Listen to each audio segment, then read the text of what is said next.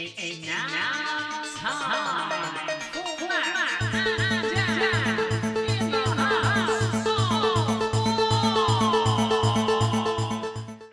Well, a very good day, ladies and gentlemen, boys and girls, and welcome to another episode of Matt and Dan in the house of... Quark. Hello. Exactly. Welcome back. Welcome, welcome, one and all.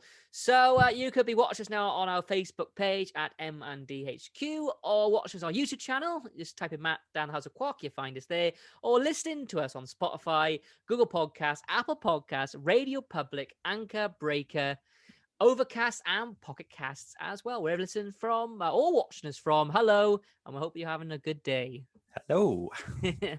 Right, so today's episode is a little bit different than our usual routine, our usual way we do this podcast. Today is, of course, episode 21.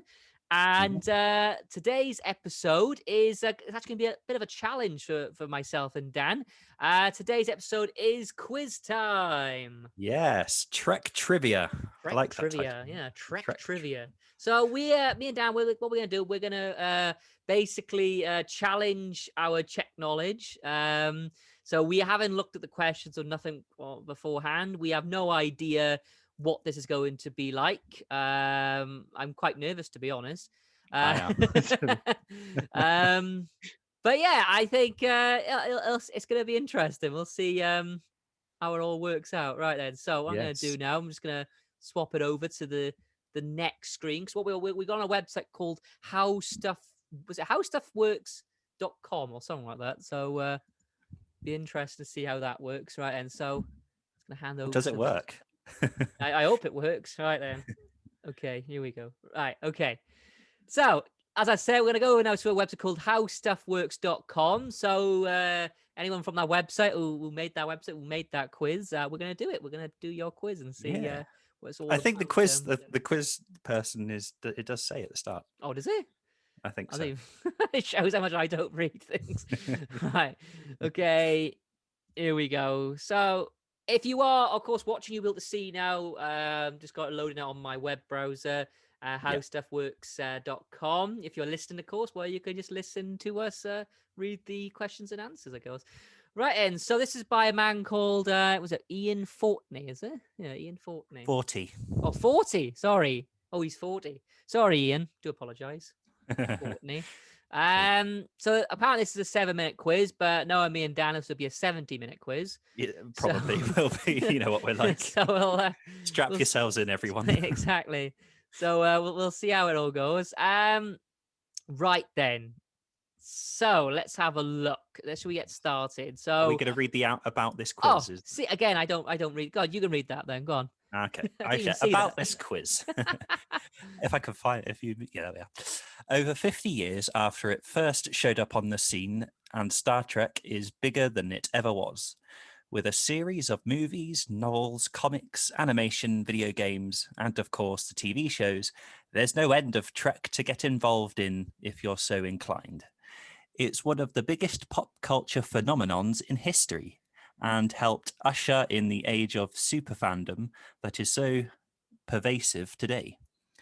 Trekkies were the geeks of old, who took their fandom too seriously for more straight-laced people. Their dedication paved the way for Star Wars fans, for Harry Potter fans, for comic book fans. Oh, I like that. It's like we are the ambassadors of like... We are the OG. Yes, we are the OGs.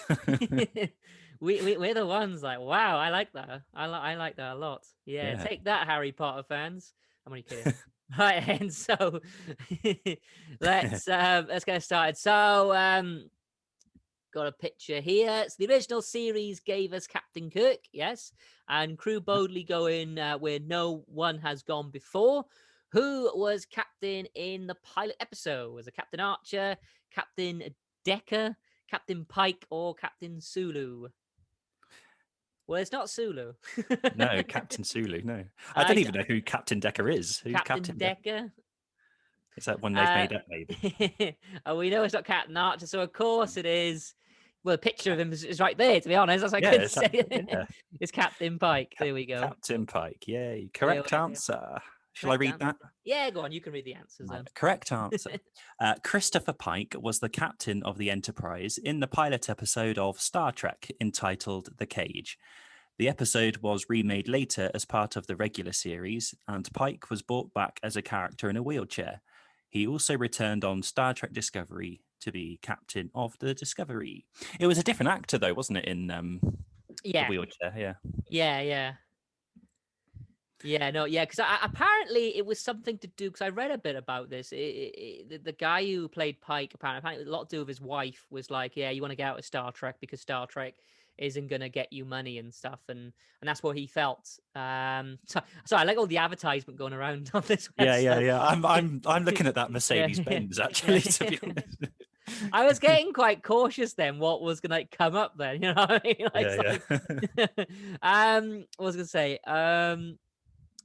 So basically, yeah, he felt he had to leave Star Trek because they felt Star Trek wasn't going to do much for his career at all, you know.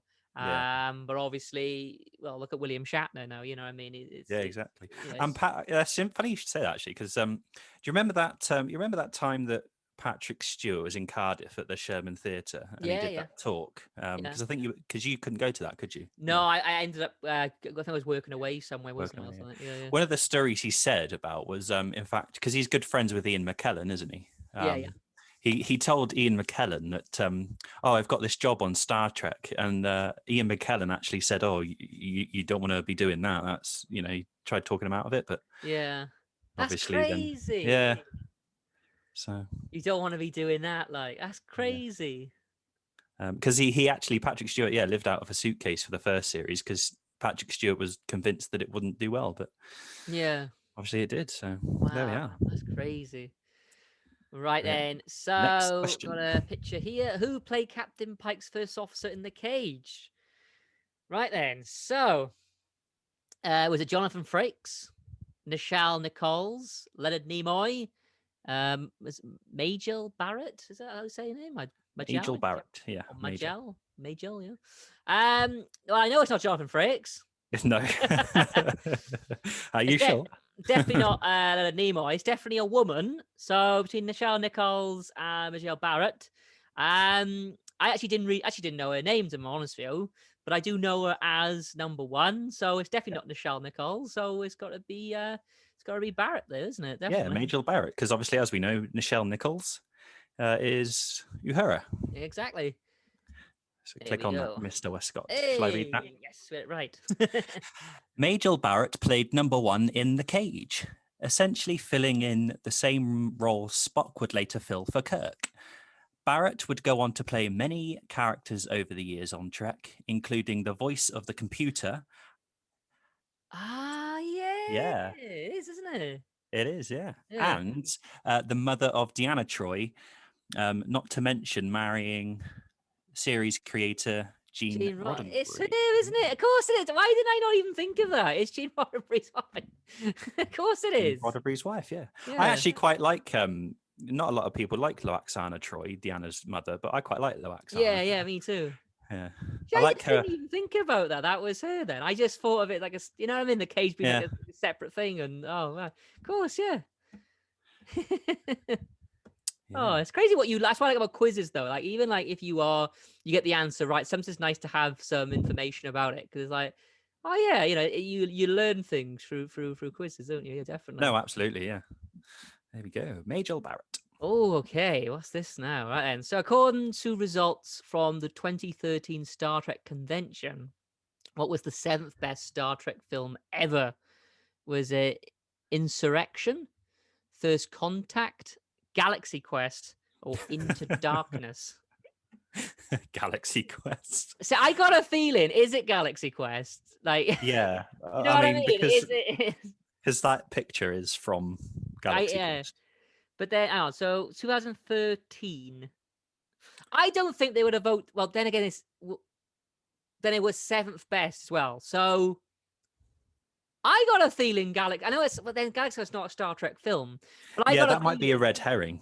Exactly, but I got a feeling because it's it's only at the convention. It's not an official thing, obviously. It's just. Do you know what I mean? Is it just like a joke sort of one that was just put in there? I don't know. This is why I'm getting nervous now. I don't know, because I don't think was Into Darkness out in 2013. So I don't No, know. you're right there. I brushed that one off. Yeah, because Yeah. I was at sea when that came out because I watched it on the aeroplane. Right. So that is wrong. I don't know. See, I think First Contact would be higher than Seventh. I think because that's quite a. Yeah. I got a feeling it's Galaxy Quest. Do you? I don't know. But then is it a red herring though? I mean, it's a Star Trek quiz. I don't. But then what I'm trying to say is. Oh my Siri's trying to help me now. Oh, right. I wondered what the hell that was. It was like, all films matching Galaxy Quest. I was like, no, don't give me the answer. But I gotta think because it's at the convention and it was 7th place. I mean, who really looks at 7th place? No, this is true. And Galaxy Quest is quite a popular film amongst Trekkies. I mean, because when we did our parody pastiche episode, we talked about it, didn't we? So, yeah. No, I think you're right, actually. It might Just be. go for it. Oh, I'm nervous now. Oh, click it. Hey! Yay! There we go. Right, I shall read the little thing. So, Galaxy Quest was voted the 7th best Trek film, which is pretty ironic because Galaxy Quest is not a Trek film at all. The comedy movie starred Tim Allen and Sigourney Weaver and was a satire of sci-fi shows, in particular Star Trek, but it's very popular with fans. Yeah. It is. The way I saw it, I was like, why would you care about 7th place? Do you know what I mean? For it even being a question, because it's like you know, I know it's different. Like say, like obviously you have Oscar nominations. I understand now that you know the nominations or you know the winner and blah blah. But I mean, 7th place. I mean, that's really far back. 7th place. If it was like top 5, I can understand. But 7th, I mean, that's why I thought it has to be Galaxy Quest because it has to be something quite different, innit? Otherwise, no one would acknowledge it. No one would probably care. Yeah. So. I'm glad that came up actually because I can't remember if I sent you this, but I think they're on about doing a sequel to that. I think there's like a sequel. I think you did send me that actually. Yeah. I think it was an interview with Sigourney Weaver. Oh, cool. And said there's a script in the works, but obviously with the pandemic and the fact that Alan Rick. Oh yeah, what was that then? Oh, that Alan Rickman has obviously passed on. How would they do it? So. Oh yeah, we'll see. Oh, interesting. Right, so let's have next question. Next question, please. Which Star Trek movie featured the first entirely CG sequence in film history? Was the motion picture The Wrath of Khan, The Search for Spock, The Final Frontier? Right, so entirely CG sequence. A part of me is thinking the motion picture because the motion pictures seem to be the one they really chucked more of the cosmetics at than anything else. That's what I was going for my mind. Yeah. But then I think if the Final Frontier was later than the others, and I think that that's a good point as well. Because I think with they were. CG has been was quite late actually because I know that DS9 was the first one to use entirely animated ships. Yeah, and also I mean put it this way, I guess the first CGI film to come out was Toy Story, and that was until 1993. Yeah. So you got a point there. But you are right. Just by watching the motion picture, you can tell that they chucked a lot of money at it. Even though they don't do a lot for like half an hour. But yeah. But then I know the final. I can't even picture the Final Frontier in my head now. I can't even think of anything from it. I haven't seen that film for ages. Is that the one with? Yeah, is that the one with the Klingons? Is it? I honestly can't remember. I feel bad. Because the Wrath of Khan is the Wrath of Khan. Yeah. I know. Obviously, Search Spock. Them two I've got nailed. But it's The Voyage Home is the one with the whales, isn't it? Yeah. Sorry. Hello, computer. Was it nuclear weapons or something like that? Or what is it? Nuclear? Yeah, nuclear. Yeah. I always think of Fry doing it on Futurama. Yeah. They say nuclear weapons. Yeah. I think Final Frontier was the one with It's gotta be, innit? the Klingons, because Commander Wharf was in that, actually. Not as Commander Wharf, Yeah. as a different. It's gotta be a Final Frontier, do you think? I think purely just because it was later than the others. Yeah. Because it says there entirely CG. Because Yeah. I mean, the others could have had CG maybe, but not entirely CG. Okay, should we go for That it? makes sense. Yeah, do it. Oh, well, what? The Wrath of Khan. Yeah. Blimey. Yeah. Wrong Wow. answer. Oh, Star Trek II: The Wrath of Khan featured the first ever CG sequence in films.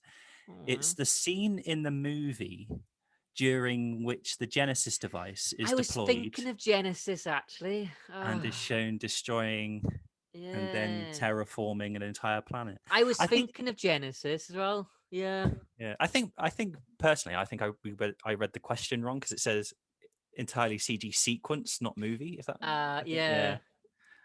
Ah, Well, damn no, it. I thought that, but I thought of the motion picture. Maybe that was, at the start. Like, yeah. Yeah. Oh well, we learned something. We did learn something. This is it.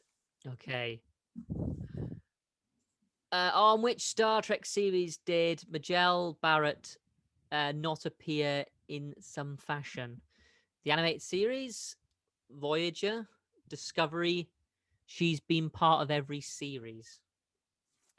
Oh, this is a good question. Migelle Barrett again. I think she's in the animated series because she's a computer, isn't she?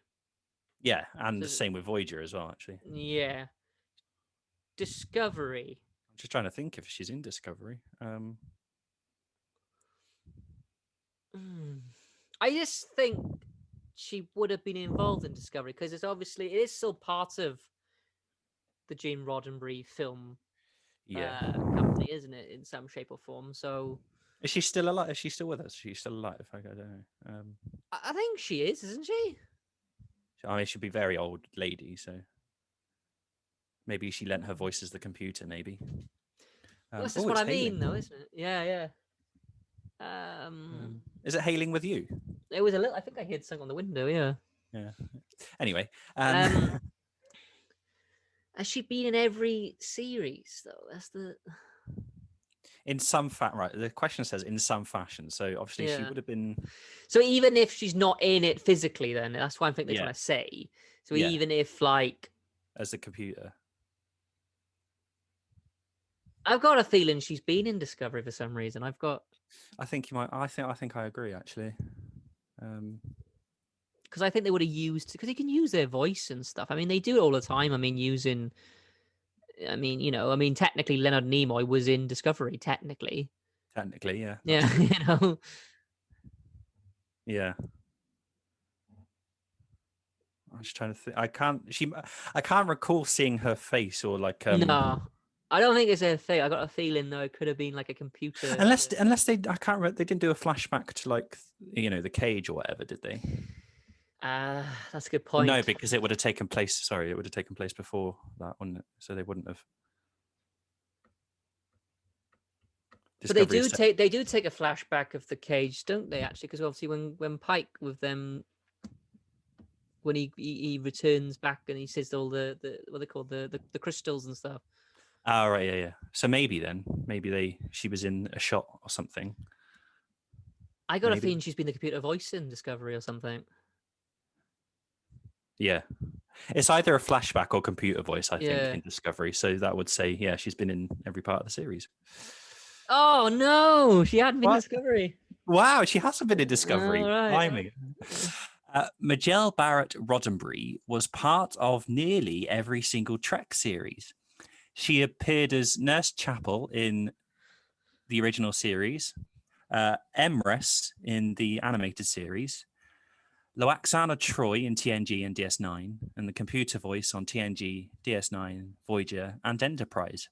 However, this is why Barrett passed away in 2008, and her voice is not featured on Discovery. There we go. But then the thing is that, like we said, though, I think what caught us out, like even though we wasn't sure whether or not the lady was alive, I think what caught us out is the fact they said in some fashion.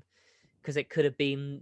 Do you know what I mean? They used her voice in some way on a flashback or something, and that's the only thing I think that caught us out on that. Yeah, they could still do that though, technically. If they did want to do a flashback. That's what I mean. Yeah. Well, let's see. Also, it'd be quite interesting if this quiz is actually quite old, and then it turns out she's in like the latest series, and we're like, hey. Yeah, this is true. It doesn't say when the thing was made, does it? No. Nah, I don't think so. Yeah. No, it doesn't. No. Oh well, it doesn't matter. Ian, let us know. Okay. There we go. Also, I've just realised I've noticed that the pictures all normally have like a sort of a connection to the answer. You noticed that? Oh yeah. Oh, okay. Well. Thanks to Trek fans, NASA named a space shuttle Enterprise. What was it going to be called before? Was it Constitution? Ardent? Yeah, Ardent, sorry. Ardent. Reliance or Endeavour? I think Endeavour for some reason. I don't know why that rings a bell.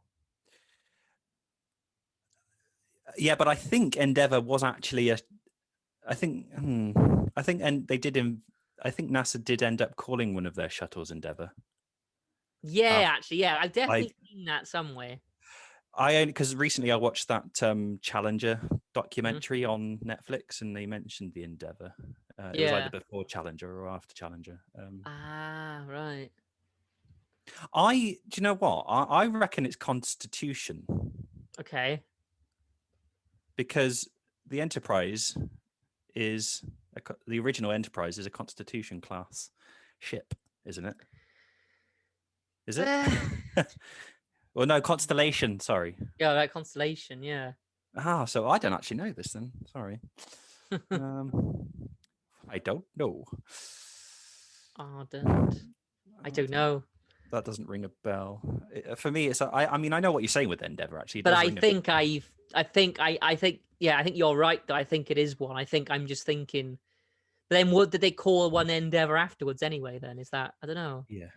Thanks to Trek fans, NASA named a space shuttle Enterprise. What was it going to be called before? I don't know. I mean, my knowledge of NASA shuttles only extends to Challenger and same. There was a Discovery. There was one called Discovery as well. Yeah, I've seen that. I don't know. I'm honest with you. I don't know. The only one that rings a bell there is Endeavour, but that I think what you just said of they called it one anyway. Like, you know what I mean? Yeah, is it that they were going to call that one Endeavour and then? Because if it's a good name, they just keep. Do you know what I mean? Where they go? You know what I mean? They just keep it for after, for future space shuttles. I don't know. Yeah, I mean, out of those four, I would say Endeavour is the better name for a shuttle. Should we go for that? Yeah, let's go for it. If we're both wrong again. Oh, you were right. Actually. Yeah. The correct answer is Constitution. There we go. NASA was going to commission their shuttle, the Constitution, until a massive letter writing campaign from Trek fans convinced them to slap the Enterprise name on it. Wow, there you go. There you go. Good old NASA. Okay, so what famous character was named after a pilot? So it was named after a pilot Gene Roddenberry had met during World War II. Picard, Sulu, Spock, Khan. Okay, so pilot during World War II. Okay, so of course Gene Roddenberry would have been, I guess, American Army. Yes, so they would have. So Sulu, I don't know. Sulu though is obviously it has Japanese origin on it. I don't know what the chances would that been that he would have been. That is true, Japanese. Yeah, because America spent most of their time in World War II against the Japs. Japan, yeah, against Japanese. Japanese, yeah. Yeah. I can't imagine Spock. I think Spock is. I think it could possibly be Khan. It could be Khan because obviously there's a picture of. That's Khan, the only thing. Now I've noticed a pattern with this quiz now that it's putting me off. But then it could very well be a red herring. It could be a red herring of a red herring, if that makes sense. I know. But then Picard, I don't know. Is that just, again, that's just a bit of a... Well, Picard's French, isn't it? Is it? Jean-Luc. Jean-Luc. I think we can rule out Spock, to be fair. Yeah, I think so. I think it's between Sulu and Khan. I just Khan... think Sulu is just, like I said, I just think of it being that area, yeah. That area of the world that, I mean... Yeah. And for me, Khan has sort of Middle East connotations, like more of a Middle Eastern name. Yeah, I think that as well. Or like a Turkish name or something. So, what famous character is named after a pilot Gene Roddenberry had met during... So, if he had met him, I mean, he obviously wasn't the enemy then, I guess. You know what I mean? What interests me, if it is Khan, that he based him on a villain. Yeah, I mean, because America and Japan that got quite nasty, didn't it? You know. Yeah, but then obviously that would be Sulu, and Sulu is not a villain. I don't know. But then would he even meet a Japanese pilot? What would be the chat? Do you know what I mean? Like, what would unless it were? I mean, the only chance would have been like if it was a prisoner of war, maybe. Yeah, that's the only thing I can think of. But I don't know if Gene Roddenberry was a prisoner of war. I don't know. I know he was in the Air Force or something. I know I read about that, but I didn't know that much about what happened in those days with him. You know, that part of his life. I think possibly Khan. I think I'm leaning towards more Khan, to be honest. Actually, yeah. It's probably because the pictures there is probably doing it. Yeah. Oh, we can have a hint apparently. Let's do a hint, or is that the hint? I don't know. Click for a hint. We've eliminated some options for you. Oh, okay. Okay. Oh, bloody hell. We said that, didn't we? I think it's Khan. I think Sulu. So it's between Sulu or Khan. Because, okay, Sulu is like a Japanese name, really, isn't it? Right? Or, you know, and if, like I said, because the Americans obviously fought against the Japanese, would you really, I don't know. But then I guess, knowing Gene Roddenberry is his way of saying, oh, you know, everyone's all together now and we're not at war. I don't know. This is true. But then what would be the chances that he would find a Japanese pilot? You know what I mean? And, you know, obviously find one, I guess, to fight, but. But then was Sulu did, you know, in Star Trek, Sulu was a pilot, wasn't he? That is true. Oh, you've... Because obviously you've got Kirk saying, you know, warp factor 2, Mr. Sulu, you know, whatever. Yeah, well, he's the helmsman, isn't he? Helmsman, yeah. So Yeah, so... but then the pictures of Khan is there, so I don't know. But then, like I say, I think Khan. I think Sulu is a bit, I don't know. Just go for Khan. Which one are you? You're leaning towards more Khan, are you? I am, yeah. To be fair, I think I was leaning towards more Khan. So we're gonna have to select one eventually. So yeah. Close your eyes and pray. Yeah. Correct answer. There we are. So Khan Noonien Singh is arguably the most famous villain in Trek history. His namesake was a man named Kim Noonien Singh. So his name wasn't actually Khan, it was Noonien Singh. There we go. That was a pilot who served with Roddenberry in the Second World War. Roddenberry hoped that his old friend would hear the name on the show and the two would be able to reconnect. Oh, I wonder if they did. Oh, that's interesting, that is. Oh. Yeah. See, in like 20 years' time, and you make a show, I want you to call one of your characters Dan. Dan. That's a nice story. I like that. Yeah, and I do. Okay, NBC. Oh, I keep showing things. NBC rejected the pilot for Star Trek. What famous comedian got them to take another look? Oh, wow. Ooh. Dean Martin, Lucille Ball, is it? Lucille Ball, Jerry Lewis, Bob Hope. I've heard of Bob Hope. I've heard of Jerry Lewis. I've heard of Dean Martin. I haven't heard the other one, Lucille Ball. I've not heard of Lucille Ball. I have to admit I haven't heard of Dean Martin, but I've heard of Jerry Lewis and Bob Hope. Yeah. I don't. I know. Obviously, NBC rejected the pilot, but I didn't know that a comedian got them Jerry to... Lewis is a name that stuck in my head for some reason. I don't know. I don't know if I need to hint this one. Yeah, I don't. Because I think this it is might quite. Yeah. Okay. hint. It's 50-50 Oh, again. okay. So I So it's have not heard of Lucille Ball, and if it is the answer now, I'm gonna feel really bad because it's like, oh, Jerry Lewis is a name that's, but then I don't know if that's because I've just heard of him. You know, I've heard of Jerry Lewis, but I haven't Yeah. heard of Lucille Ball. So yeah, I don't. I wouldn't know. I think it's one of those questions that's even though we know that NBC rejected the pilot, I Yeah. think those comedians were before our time. So Yeah. Should we just go Jerry? Jerry. It's Lucille. Lucille Ball. Yeah. Lucille Ball was the head of Desilu Studios Oh. in the early 1960s and was looking for a new show to get behind. She financed... Oh, it's a she. Oh, yeah, of course it is. Lucille, yeah. Lucille. That's really bad. I thought it was a guy for some reason. That's what I was picturing in my head. Like some... I thought it was like a French yeah. sort Yeah, of yeah, exactly. male name, yeah. She financed the Trek pilot, thinking it was a show about traveling USO performers, and then when the pilot bombed, she footed the bill for a second one, which worked out. Oh, there we so are. have a look into her then, Lucille Ball. Thank you, Lucille Ball, for your hard work. Yeah, thank you, Lucille. Yeah. Sorry that we. And also, it sounds bad, but also for me, looking back at the 1960s and stuff, I mean, I think when it said comedian, like, I know obviously we do have women comedians, but I just didn't think there would be so many and that were so dominant back then. I just, if you know what I mean, especially at that time. So that's amazing. That's I've learned something there. Yeah. Okay. Next question, Mr. Westcott. So, which Star Trek actor was shot 6 times on D-Day?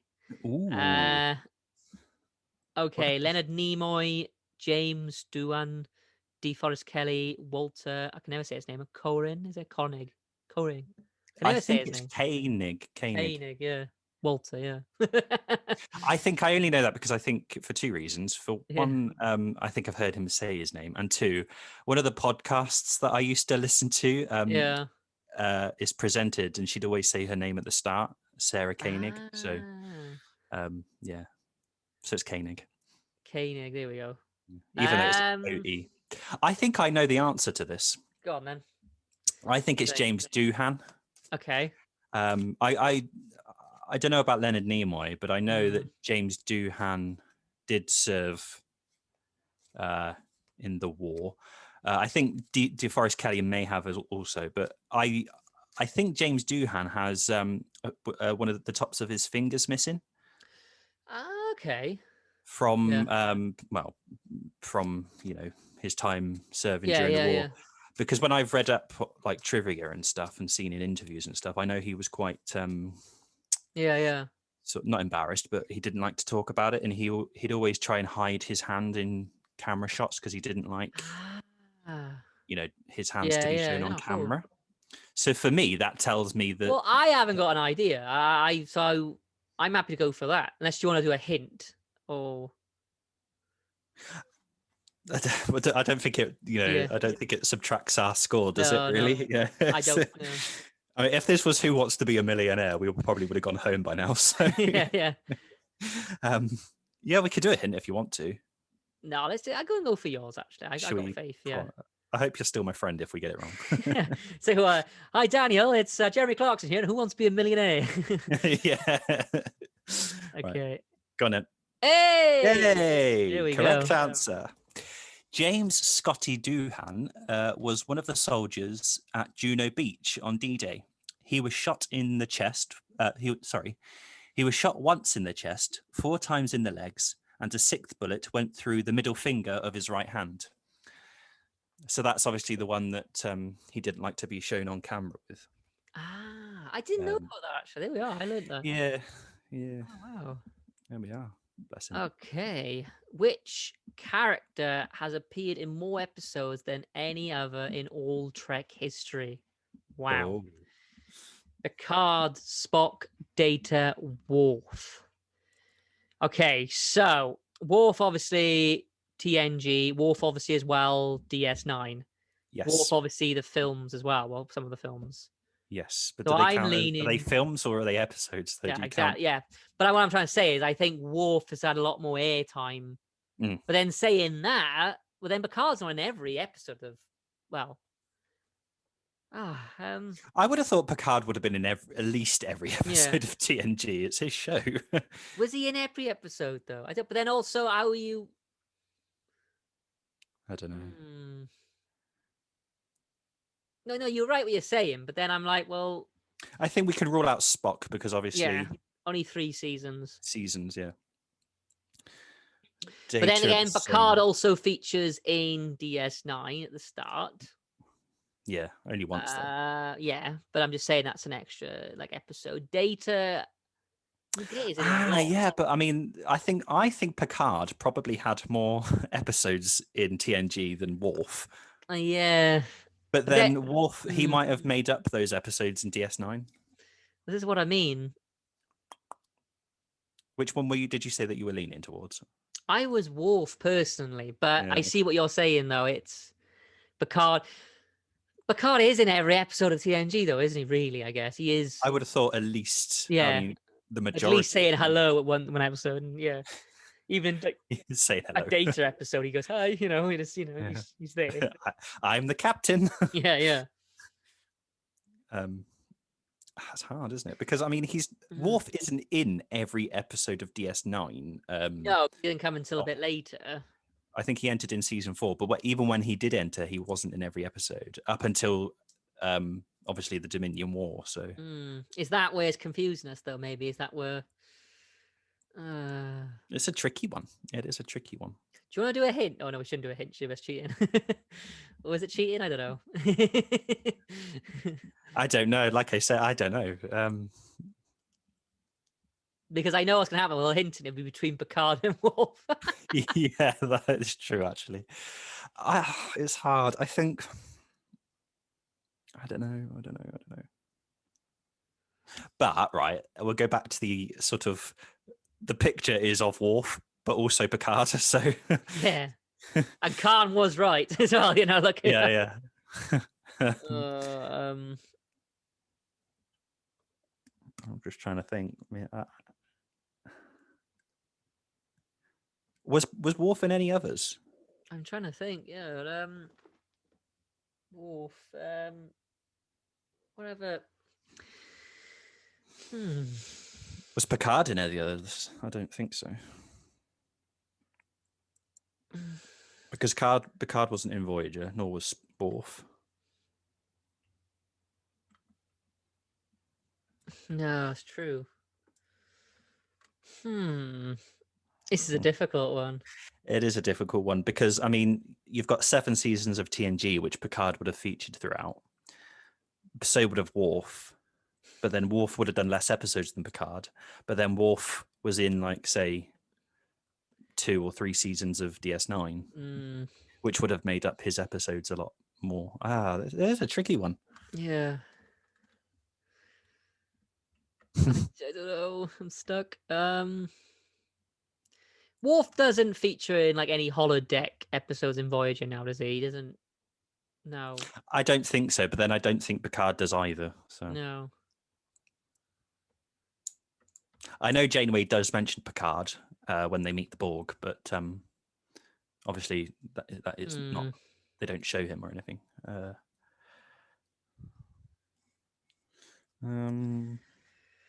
Oh, this is a tricky one. I'm trying to think now of. The other thing we've got to consider is was this made before Star Trek Picard? Yeah. Because if it was made after Star Trek Picard, I would go with Picard because that's just. I mean, I know it's only like 13 episodes or 14. Yeah, episodes. but yeah, surely you would have smashed it then. Yeah. Yeah. So I don't. I mean, I don't it's know how old this quiz is. Yeah. yeah. Is it a trick question? No, the answer is actually Wharf. I don't know. Is it one of the ones?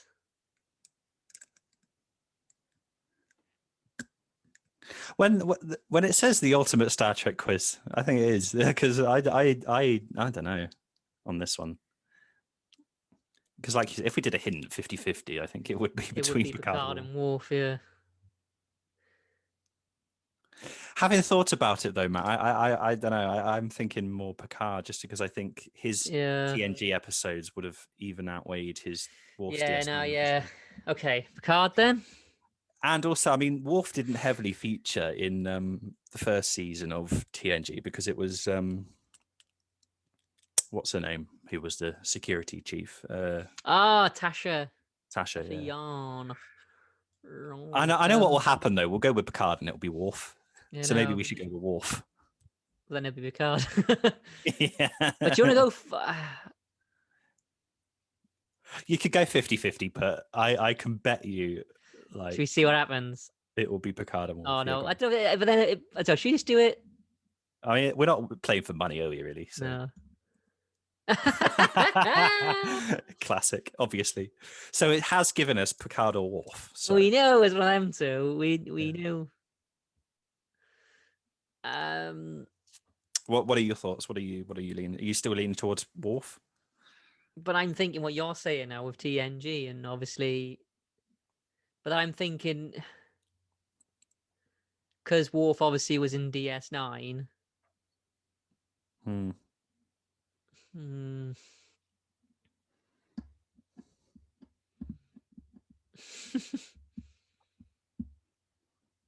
I mean, does Worf feature in anything else? I don't know. I don't think so. What about No. I was going to say the last episode of Enterprise, but that's thingy. Go for Picard then, do you reckon? I don't know. Jean-Luc Picard. Or Worf. Should we just go for Worf? I think. Should we go for Worf because the picture is saying Worf? I know. Yay! Yay! Oh, it is Worf. It is Worf. Yeah. Lieutenant Worf has appeared in more episodes of any Trek franchise than any other character, thanks to the fact that he was added to the cast of Deep Space Nine for several seasons after his run on The Next Generation ended. Yeah. But then what about Miles O'Brien? Well, then again, he wasn't really in TNG that much, was he, I guess? No, he was in the transport room, really. Yeah.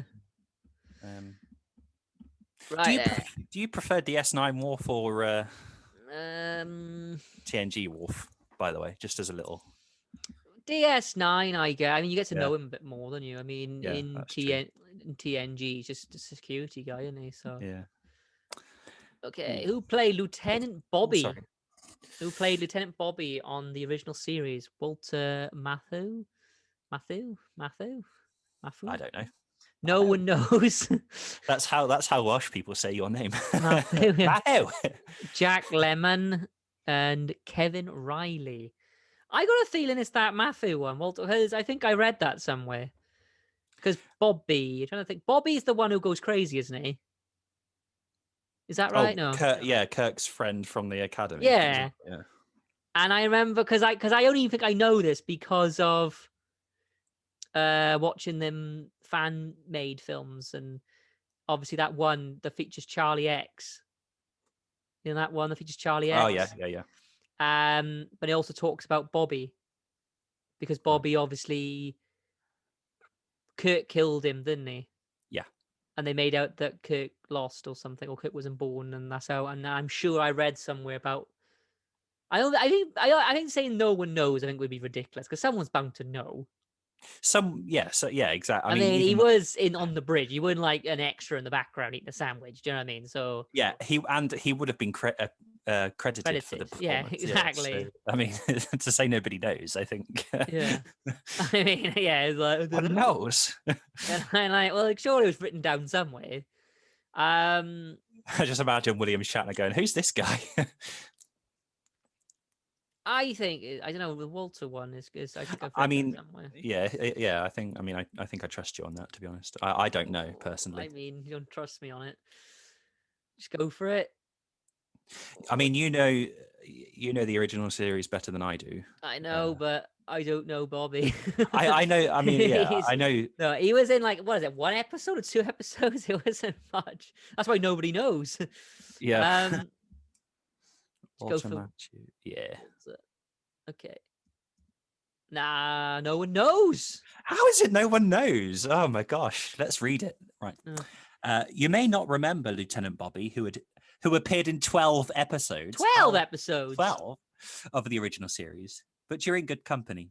No one else remembers him either. The name of the actor who played him has been lost to time. Ah, that poor guy. We got the right person, haven't we? Bobby. Bobby's the one who's Kirk's mate, isn't he? Right. I got the right person. But then was that just one episode, maybe? Because, yeah, he goes crazy and he's an engineer. That is Bobby, isn't it? Yeah, that's Bobby, isn't it? it? Yeah, I'm sure that's Bobby. We might have to That do a Google. yeah, no, that is. How do we not know who he is? No, we don't know. How is it? Yeah, the thing that baffles me, how has his name just been lost? Surely someone can identify him. Oh, yeah, that was my mother, or my father or whatever. You know what I mean? You can... Yeah. Someone can identify them, surely. And 12 episodes, the actor should have been How do credited. you get paid? Yeah. Did he even have a bank account? Right? Hey, we go. Captain Picard played a flute in an episode of The Next Generation that went for auction in 2006. How much money did it go for? $300, $3,000, $17,000, or $48,000? Wow. Wow, indeed. All those figures are quite low. I mean, the highest when they're 48 is actually quite low, in my opinion. And also 2006 as well. It's still not that high, is it? I was saying if it was like, I don't know, maybe in the 90s, it could be considered quite a lot amount of money. Yeah. You know what I mean? Yeah, But now I wouldn't have said that was that much money. It's a lot of money. Don't get me wrong. I'm not saying that, but I mean, it's. I think 48,000. I think 48. Yeah. I mean, people. I mean, look at people like what's his name? I can't remember his name now. There's an actor. I remember I was talking to you about him. Is it Ben Stiller? He's got like all like the Star Trek memorabilia and stuff. Ben Stiller. Yeah, I think I remember. Yeah. So someone like him, I'd imagine, would pay that amount of money for that, and he'd want it to his collection. Yeah, and he would have the money even if it was. Yeah. He owns like the original Gorn like costume and everything, so I'm sure he would have gone for that as well. Like him at least. Yeah. 48. I think 48. I think that's. I think pretty, 17. pretty Some would have outbidded that. Surely, that's what I'm thinking. Yeah, surely. Yeah, there we go. Yeah, correct answer. Picard's I can't say that word. Picard's Resican flute went up for auction with some other prop at Christie's and was expected to fetch about $300. The flute, which was a prop and not even playable, ended up selling for $48,000. Wow. That's amazing. I wonder how much it would go for now, like 14 years later. Imagine taking that. I said the porn stars on TV. Like, imagine. Yeah. I gotta make money on this, man. I gotta make money on this thing, man. I gotta make money on this thing. Yeah, let me get my friend who's a flute expert. Like... Yeah, they always got a mate. They've always got a mate. They always have. Get my mate, and he knows a thing or two about this, and then. Every time they always knock it down, don't they? Up to the price, because obviously I do get they gotta make money on it, but they always go. I gotta make money on this, man. I gotta make money on this, man. It's gonna cost me a lot of money to get this on sale, man. All right, so there we are. Next question. Oh, Ferengi. Which next generation species was meant to be introduced as a replacement for Klingons as a major enemy? Cardassians, Ferengi, Borg. Binars or Binars. Binars, sorry. Binars. Binars, yeah. Binars. Binars. Binars. I think I know this one. I think I read this. I think it's Ferengi. Yeah, Ferengi. Not just the picture, but also Ferengi were actually quite a villainous species to start off with. They weren't were. They? That it was. It's when you think about it, it's really weird. How like it started off, they were like the enemy of Captain Picard, as in it's something to do with his brain, wasn't it? And they were like controlling it and things. Yeah. And then they were like seen like this proper well, proper antagonists, like. And then as it got to like DS9, the end of TNG, they were like they're quite soft and they're quite weak in a way, aren't they? Ferengi. Yeah. So, and they're quite silly as well, in their nature. Yeah, and they're more. Oh, can't get my words out. They're more about money and profit rather than domination and sort exactly. of. Yeah, because in like you say in DS9, they don't really care about the Dominion War. They just go on whose side's winning, if that makes sense. Like yeah. Ferengi. I definitely. I think it's and I think I've read that somewhere that they wanted Ferengi, but it didn't go down too well. So they. Let's go for Ferengi. Ferengi. Yeah. Yeah, correct answer. The Ferengi were introduced early in the series run of The Next Generation with the intention of having them serve as major villains. Unfortunately, audiences thought the species was too goofy. And that is a perfect word to sum them up, actually. Yeah, goofy. And they sort of became comedy relief characters. Yeah, that's what happened, though, isn't it? They were meant to be, like I said, the next Klingons, and then, well, in the end, so I read this question at first, and I thought of the Borg, but the Borg actually became the next sort of Klingons. If you know what I mean, they became the next, sworn enemy. But Ferengi, you can see they did try and push that. I mean, I watch it now and I just laugh still, and he's trying to control his brain and stuff. Like, what are you doing, man? Why do they care? Like, it's really weird, that episode is. It's a strange one. I'm glad they did that, though, because I'm glad they did make them goofy, because Rom in DS9 is one of my favourite characters. Yeah. Well, and Quark. I do like Rom and Quark. Okay, which which TNG? Sorry, I started reading the wrong thing then. Which TNG actor was convinced the show would fail? They never bothered to unpack their bags for a month. I think you answered this question already. Yeah, I've answered this one. Yeah, I've answered it. Obviously, LeVar Burton, Patrick Stewart, Marina. I can never say her name. Curtis, isn't it? I can never say that straight away. Curtis, that's it. Here we are. Well, you answered that earlier. Yeah. So I'm going to go for it now. There we go. It's quite common knowledge now, actually. Yeah. Patrick Stewart never expected The Next Generation to last very long. He planned to film a few months of episodes and then head back to England and do some more stage work. He apparently didn't unpack his bags for 6 weeks.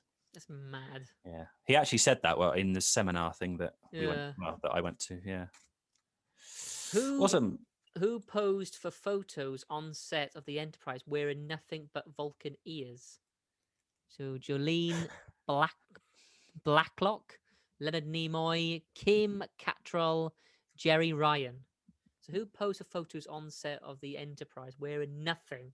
So no clothes at all, I'm guessing. This is naked, yeah? Naked, yeah. I mean, Jerry Ryan, obviously, it can't be because she was 7 of 9. She's a Borg. I didn't know Kim Cattrall. Yeah, but is this necessarily to do with Star Trek? Is this like a, I don't know, for like a magazine or a calendar or something? You know what I mean? Is this something? This is what I'm thinking. Is this, or could this be like a silly thing they done for? I don't know, for something. Nothing to do with. I think this is something nothing to do with Star Trek. Exactly. I think this is something that's obviously happened. They had. I think for a magazine, like you say, like Playboy or whatever, or not Playboy, but those types of magazines. What do you think? I don't know what Leonard Nimoy's appeal was to women back then. Really, was he known as? Well, because it's funny you should actually pose that question, because when I watched the documentary that's on Netflix, For the Love of Spock, one of the things on there did actually say that Leonard Nimoy actually got more fan mail than than Shatner William did. Shatner. Spock had a lot of sex appeal, actually. Yeah, but then would he have done that though? I don't know. would that have been? Well, I mean, I don't know. I find it quite a modern thing to do, strip off naked and wear. Do you know what I mean? Like, would anyone have done that back then? I don't know. Would have anyone would have known? I mean, Jolene Blaylock was T'Pol. Yeah. I had to think who she was, to be honest with you. But yeah, no, I can see now the credits now was her, wasn't it? Would it be But then- something she would do? Because but I know then she has done. Saying that though, she has been naked, not necessarily for photos, but she has been naked on the Enterprise when they as in like when they that when they go into that room when they wipe themselves down and stuff and Yeah, the you know what I mean?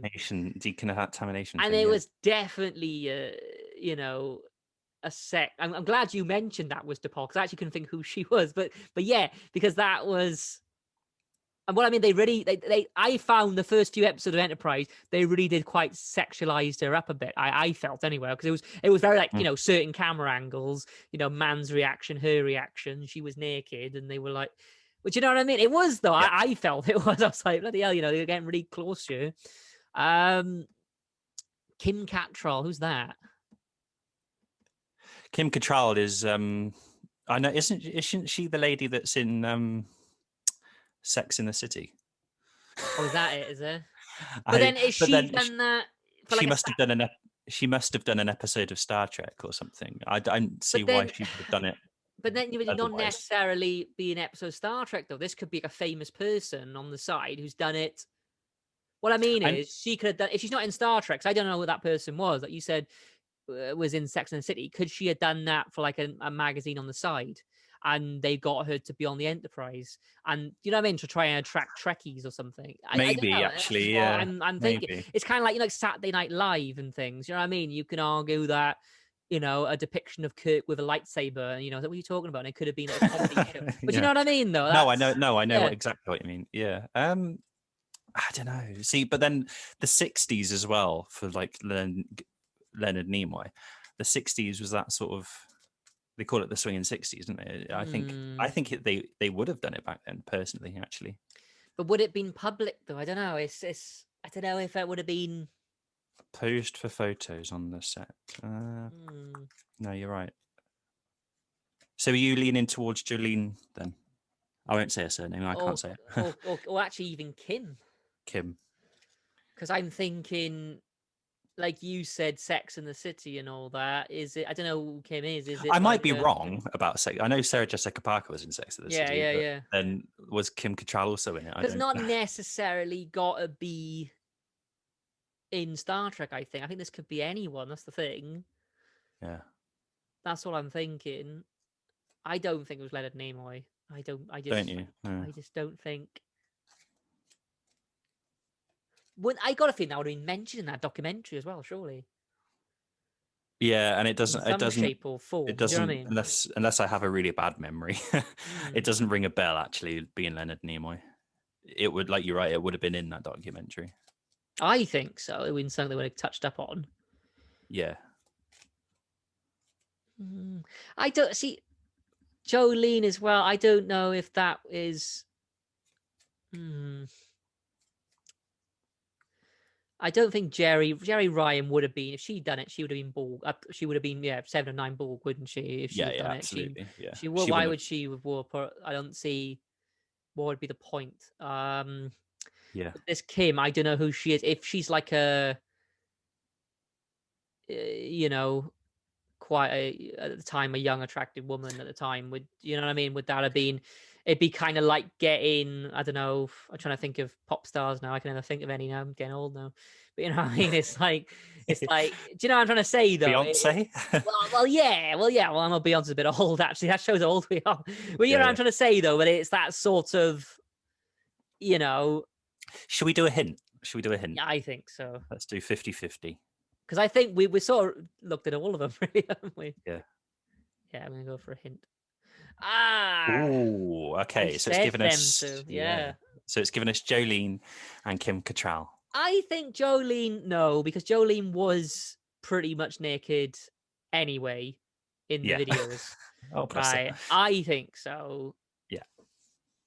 Kim, I think, like I said, is it like for a magazine?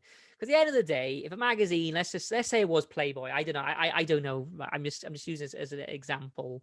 Yeah. They spend money to go on the Enterprise set just for a few minutes to take some photos. I'm sure they will. It's just advertising, and it's it's just I don't know if it's just this geek culture with.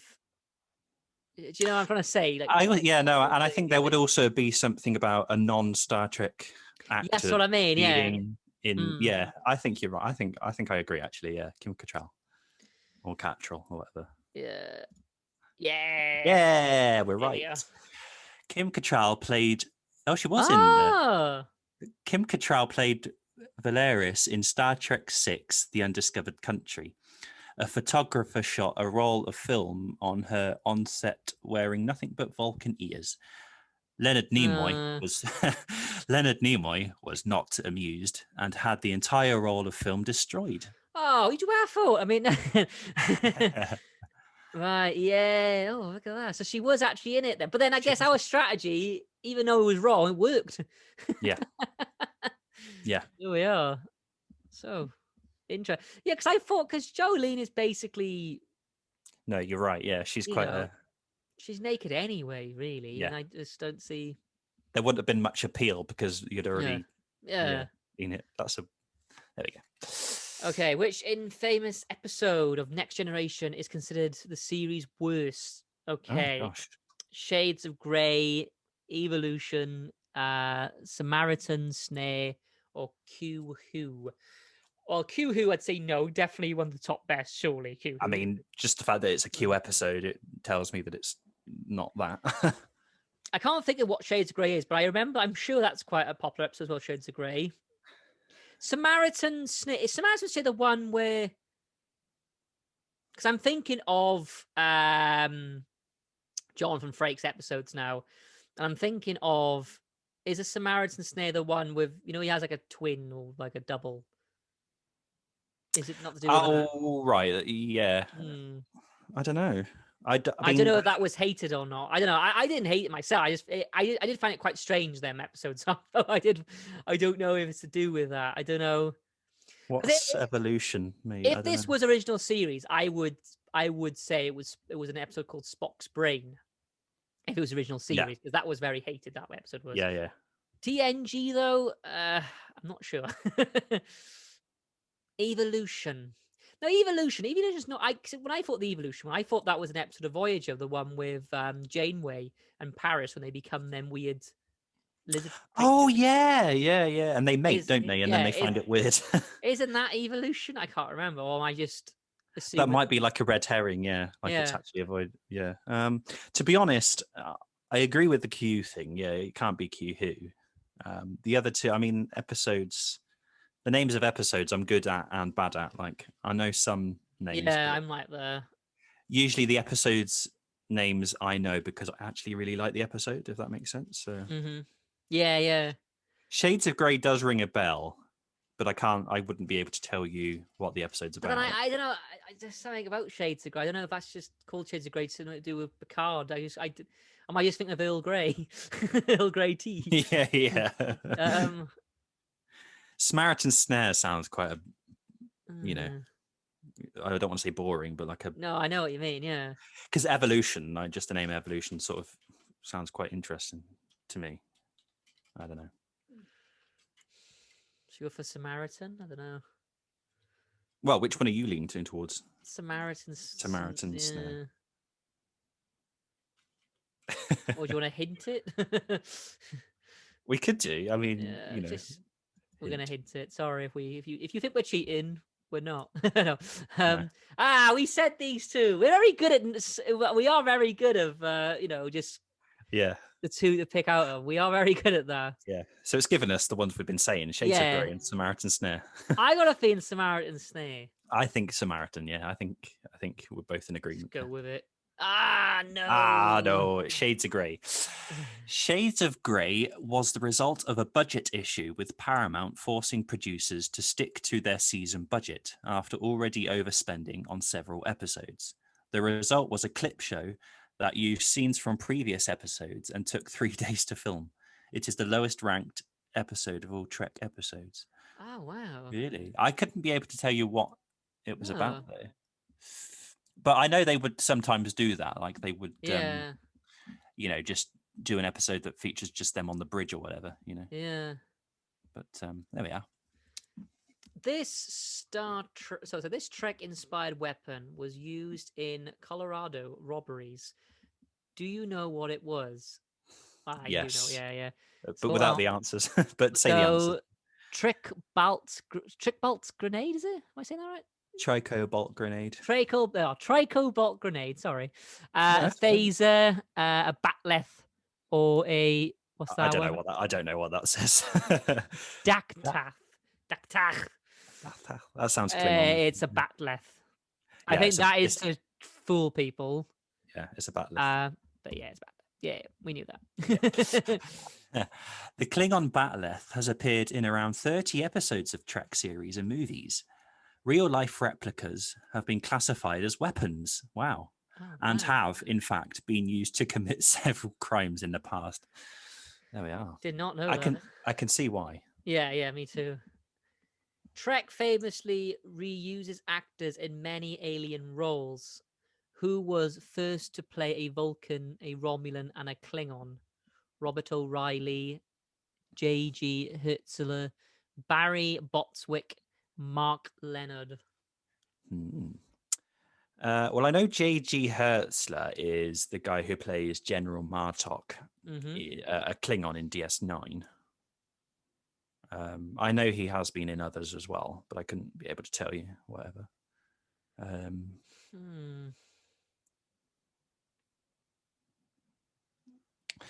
See, Mark Leonard rings a bell, but also Robert O'Reilly rings a bell for me. Yeah. I don't think it's J.G. Hertzler because I can't. Robert O'Reilly really does ring a bell for me, but I don't know if that's just a coincidence. It rings a bell for me, but I don't know. I'm sometimes really bad with names of people sometimes. This is where I do struggle.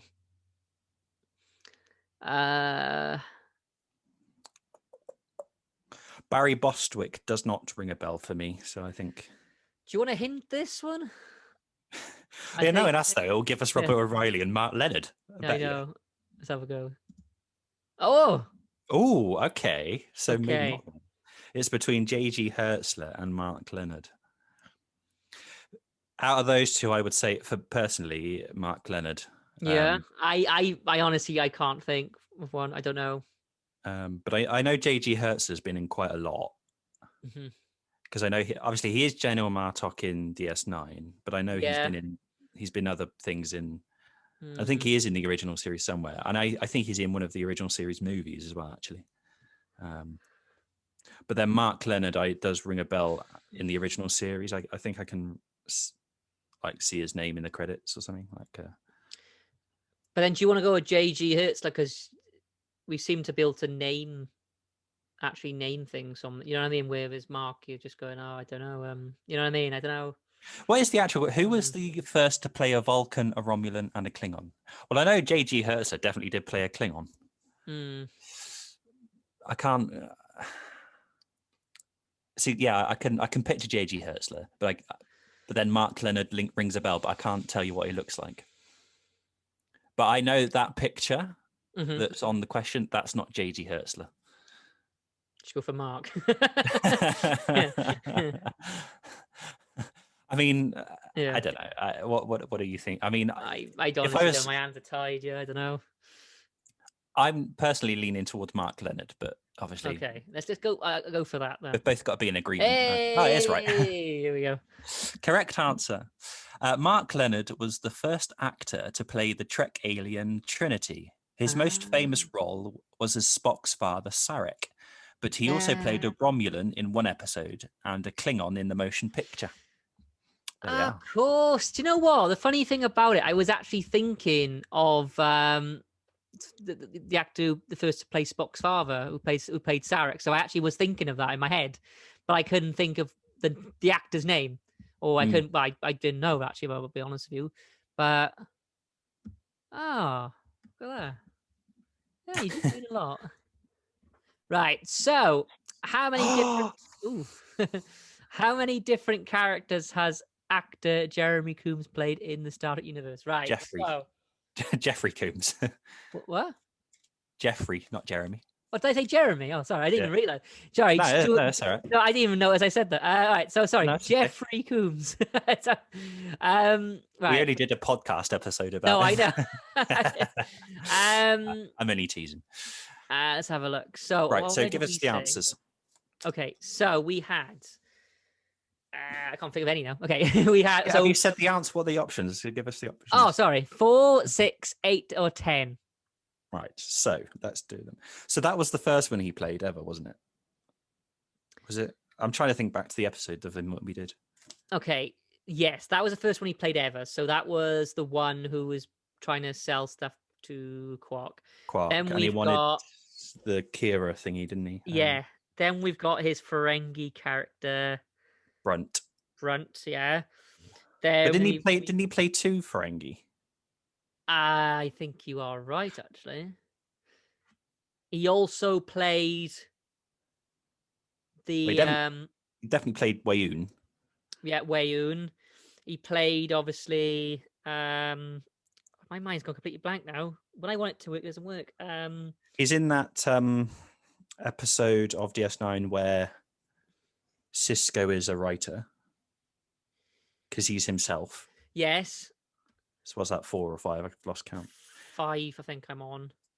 I know that he is in an episode of Voyager, or a couple of episodes of Voyager, I think, or an episode of Voyager. He's in. He's the one because he gets 7 and 9 to wrestle the Rock. Yeah, so that one, yeah. And then he's also in. He's obviously in Enterprise. I don't want us to get this question wrong, by the way, because we've done an episode of him. Okay. Yeah, I know that. Right, I got a feeling it's 8 because I know I've only named. We named 7. But if you remember, he also plays a character in a game because we didn't talk about the game one. That's true. That's true. And but then I don't know if this is a character, but he is like in the background in Vic Fontaine's bar. So, but then that would make it 9, surely, wouldn't it? Because we did 7. I'm sure we did 7. Me and you did. Because we didn't talk about obviously the extra. Oh, actually, no, we did talk about the extra. Saying that, I think we did. No, 7. I think you're right. Actually, I think actually thinking about it more, yeah, we did. I don't think it's 10 because we counted down, didn't we? Yeah, and I think it was 7. Yeah. Because if you're counting as well, because they did talk about the games. So if you talk about the games, he was definitely a character in one of the Star Trek games as well. Yeah, he voiced a Romulan, didn't he? Yeah. So I think it's 8. We didn't do 10. Otherwise, we would have done 9 characters that day, and we didn't do 9 characters that day. Are you sure? I can't. We didn't do 9 characters that day. Let's just try and count them again. Right. So. Brunt. I'm sure he plays 2 Ferengi. I might be making it up. Brunt Wayoon. That guy that's on the screen now. Yeah. Himself in that Cisco episode. That's 4. Yeah. The Voyager character. That's 5. Yeah. Obviously in Enterprise he plays what's his name? Shran. Yeah, of course. Yeah. Of course he's Shran because he's that's my favorite. Yeah. Yeah, no, I couldn't think of Shran's name. I was going. He plays. My mind literally went blank. Andorian guy. That's it. Yeah. He also. Yeah, we said Wayoon. I think it's 8. Yeah, I think it's 8 as well. Yay! Yay! I'm so glad we got that right. Okay. Then. Right. Oh, good. Oh, bad. You okay? Yeah, I'm fine. Jeffrey Coombs has played 8 different characters in Trek history. He auditioned for the role of Riker, but has appeared on DS9 as Tyron, which is the guy, I think. Yeah, it is Tyron, yeah. Yeah. Brian. Brunt. Brian Man. Wayoon. Kevin Mulcahy. And a nameless holosuite character. He would later appear on Voyager as Penk, and then on Enterprise as Krem and Shran. Krem's the Ferengi. in Enterprise. So he does play two Ferengi. Yeah. Krem, But- yes, yeah. Yeah. Then we are right actually to say technically it's 9 then. Because we're right to say about the game one then, because they also Game, did yeah. mention that, because it says Star Trek Universe, and it also does mention Star Trek also has games. So really, I'm just saying. Yeah, no, you're right. Good. Yeah. Next. Okay, Captain Picard has an artificial heart because a member of what species stabbed him? Klingon, Nausicaan, Cardassian, Romulan. It's the one with N is a Nausicaan, isn't it? How do you say it? Nausicaan, yeah. Nausicaan, yeah. Nausicaan, yeah. It's that one, yeah. Yeah. Yay! According to the Next Generation episode Tapestry, in the year 2327, Jean-Luc Picard got into a bar fight with a Nausicaan who ended up stabbing him in the chest, resulting in the artificial heart. Yeah, Yeah, we knew that. we did. Okay, Data had a cat. What was its name? Spot, cat, whiskers, or Porthos? It's definitely Cat. I want it to be Cat from Red Dwarf. Well, we know, of course, it's whiskers. I mean, Spot. Definitely Spot. Yeah, there we go. Good. Data's cat Spot endured quite a bit aboard the Enterprise, including somehow getting pregnant in space thanks to the dozen male cats that also lived about the Enterprise. Spot managed to actually outlive Data. Mhm. Spot. Which major Czech species was the first to develop warp capability? Klingons, Vulcans, Borg, Andorians.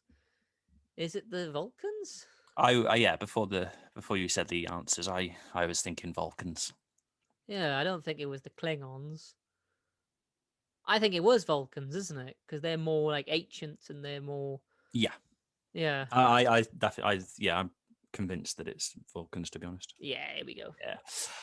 Vulcans were the first major warp-capable species in the Trek universe, having mastered technology in what, by human time, would have been the 9th century BC. Humans wow. didn't develop. Yeah, I know. Humans didn't develop until the 21st century AD. It's quite a long time.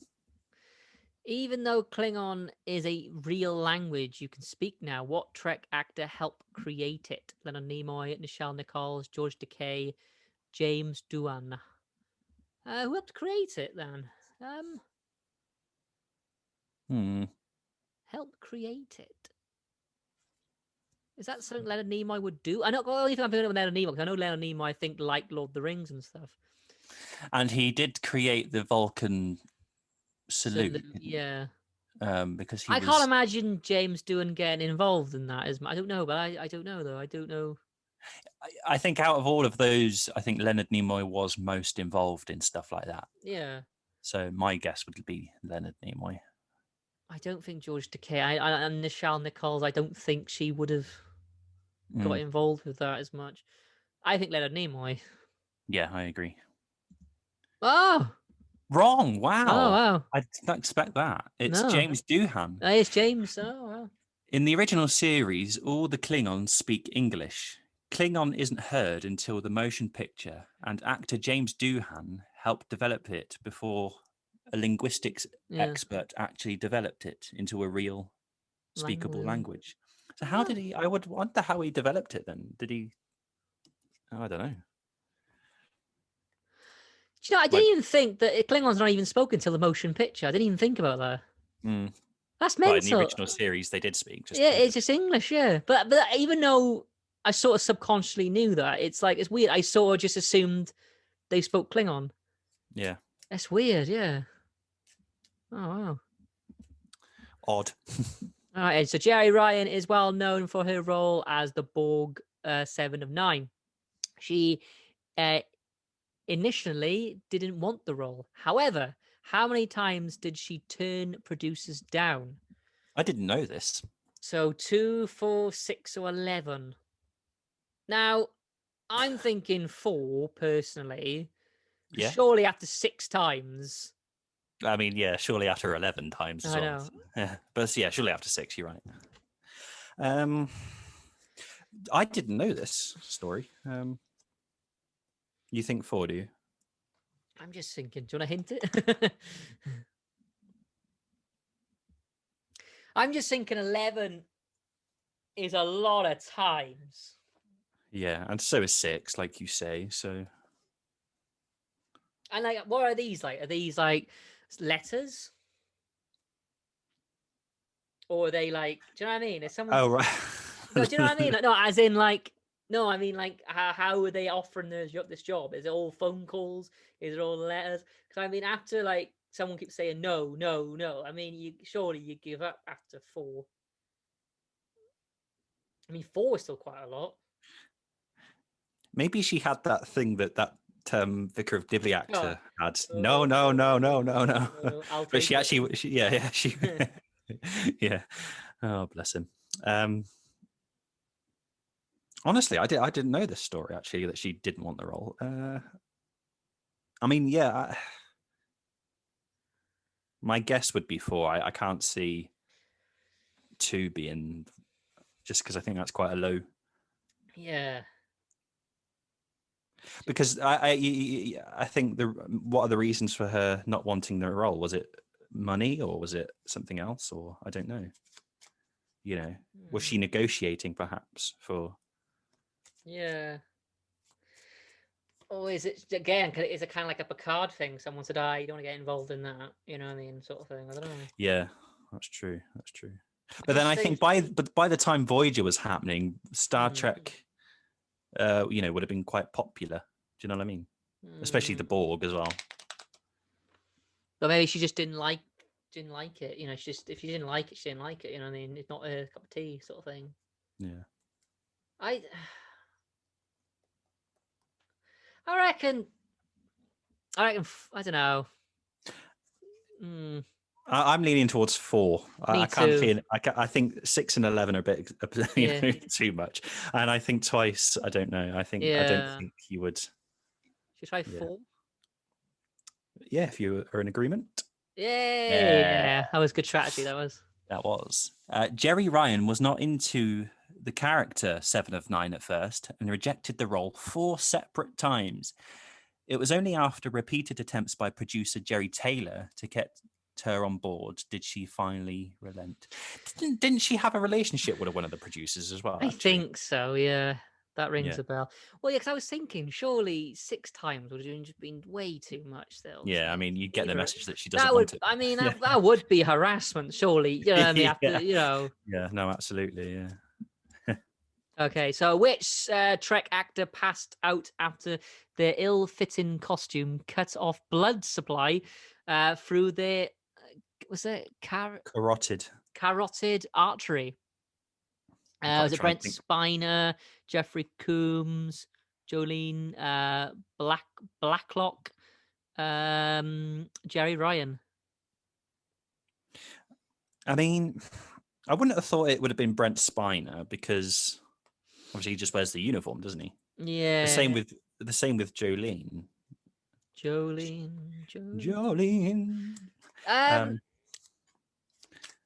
Jerry Ryan wore obviously that jumpsuit thing.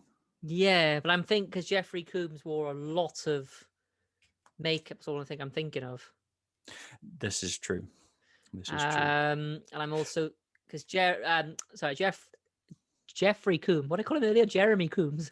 Jeremy Coombs. Yeah. Jeremy Coombs. He's kind of like you know, what's his name? The actor from Discovery. It's that sort of thing, isn't it? They're always wearing like a costume. So this is true. I just think it's going to be like and I think obviously he did wear a lot, like you said, a lot of makeup and a lot of prosthetics compared to the other ones. So I don't know where the carotid artery is actually. I know. I don't know. Yeah, that's why that's why I couldn't read it. I don't know what it was. Is it in your neck? Maybe I don't know. I don't know. I don't know. Again, I haven't heard this story. Do you want a hint? Should we hint this one? Yeah, let's hint it. I think that we can hint this one. It'd be all right. I think Jerry Ryan then. Yeah, so it's given us Brent Spiner. I mean, he surely it was just a bit of paint, wasn't it? Yeah. I mean, even when he was playing his other characters like Law or Yeah. his Noonien Singh. I don't think he would be wearing something that would make him pass out. Should we go for Jerry? And also, I mean this in a nice way, but also Jerry, I imagine being obviously a lady's body, could it been, quite crushed her a bit, you know what I mean? Like, and Yeah. more like, say, fragile. Yeah. Jerry, we'll go for, Jerry, there we go. Yeah, correct answer. Jerry Ryan passed out not once, but twice because her costume was fitted incorrectly. When she passed out the second time and had to have a nurse give her oxygen, producers finally decided to fix the problem. Oh, we probably should fix that problem. Yeah, there we are.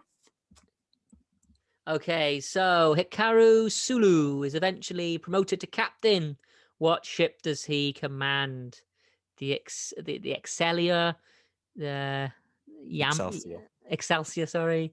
The Yamato, the Trident, Yamato, no, the Yamato, yeah. The Trident, or the Defiant. I feel like I should know this. I think personally, I think Excelsior rings a bell for me. Yeah, same with you. Yeah, even though I couldn't read it, it did actually ring a bell. Was it Yamamoto. There we are. Yamamoto. There we go. I couldn't say that one. Yamamoto. I think Yamamoto sounds like a shuttle in DS9. Yeah. As does Defiant. Defiant is Yamamoto. obviously Defiant, isn't it? I think it's the Excelsior. That rings a bell. Yeah. Personally, I think it's Excelsior. Just go for that one. Yeah. Yes. Sometimes between the events of Star Trek V, The Final Frontier, and Star Trek VI, The Undiscovered Country, Sulu becomes the captain of the USS Excelsior. The ship was supposed to have a trans-warp drive that could reach speeds of warp 14. Oh, wow. Very fast. There we go. Captain Archer headed out into space with a dog. What was his name? Porthos, Bailey, Polo, or Red? It's Porthos. We know Porthos, yes. It's because of that I want to have a dog, have a beagle called Porthos. Captain Archer's dog was named Porthos after one of the Three Musketeers. He was a beagle who apparently had a real penchant for cheese, even though it wasn't necessarily good for him. Yeah. No, this is true. Okay, which comedian had a role written for them in Star Trek 4 that they eliminate? Okay, so if I read now. Ultimately, let me read this again. Which comedian had a role written for them in Star Trek 4 that they ultimately turned down? Am I saying that? I say that right? Yeah. Yeah. Robin Williams, Tim Allen, Eddie Murphy, John Candy. Now, I know that Robin Williams was a massive fan of Star Trek. That rings a bell. Because I think they also tried to get him to be in either TNG or DS9, I think. But obviously he was in a lot, so I think scheduling problems meant that he couldn't do it. I don't think it's Eddie Murphy. No, I don't think Tim or John Allen, Candy. I don't think. And John Candy, no, I don't think John Candy. I can't see John. I know John Candy was in Spaceballs, but that's true, yeah. But that was obviously a parody of Star Wars rather than Star Trek. Yeah. I think it's Robin Williams just because I know that he was. Yeah. Go for that. That's the only thing I can think of as well. Yeah. Oh no, wrong. Eddie Murphy. Wow. Really? Wow. Eddie Murphy wanted a role in Star Trek 4, and producers had a role prepared for him. After reading the part, Murphy was not impressed and turned it down.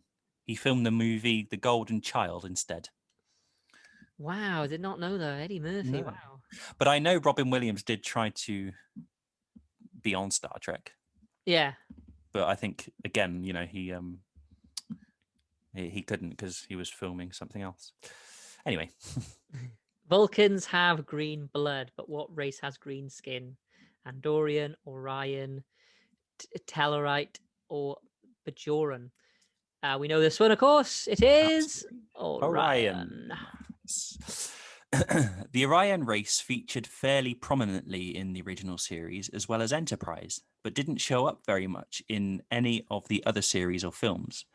The J.J. Abrams reboot movies did include a female Orion character as a bit of a nod to Captain Kirk's Playboy past. Yeah, it's at the start, isn't it? And obviously, the Orions are in the latest season of Discovery.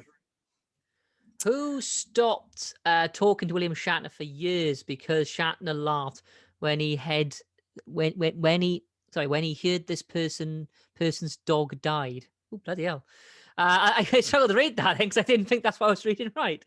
Okay, DeForest Kelly. I know, that's quite a weird question. Leonard Nimoy, Migelle Barrett, Walter. Yeah, Walter. That is quite wow. I mean, last because his dog died. Oh, Shatner, what are you like? I mean, I things I know were probably frosty between Leonard Nimoy and William Shatner. I know that. No, I know. But then would that be in the film? I don't know. That's quite the fact he didn't talk for him for years. Surely that would have been. Was that mentioned in the film about him laughing at a dog? The dog who died? No, I don't. The documentary, you mean? Yeah. So that's what I mean. Yeah. No, that's fine. I don't think it would have been Barrett. I don't think he would have said anything to the wife of Gene Roddenberry. I don't. I mean, actually, thinking about the documentary, I don't actually recall Leonard Nimoy having a dog, but then I might be wrong. Do you know what I mean? But then I don't know if it was like Walter, and it was. Should we do a hint, maybe? Because I wouldn't know. I wouldn't know. Hint it, yes, please. Okay. I see. DeForest Kelly did ring in my mind actually a bit. I don't think it was Barrett because surely. Would you really say that's a her though, of all people? I don't know. Oh yeah, Gene Roddenberry's wife. Yeah. I think it's DeForest Kelly. Yeah, no, I agree actually. To be honest. Yeah, DeForest Kelly. Dr. McCoy said that. Dr. McCoy, DeForest Kelly. That doesn't sound right. Dr. McCoy, DeForest Kelly had no contact with Shatner for 2 years. According to Shatner, Kelly told him that his pet chihuahua, Emily, ran into a spring... Sorry, I shouldn't laugh either. Chihuahua Emily ran into a sprinkler. Sorry, can you read it? I'm going to laugh. Ran into his sprinkler head and died. The story made Shatner laugh. It made Dan laugh as well. And that ruined their friendship for 2 years. I really shouldn't laugh.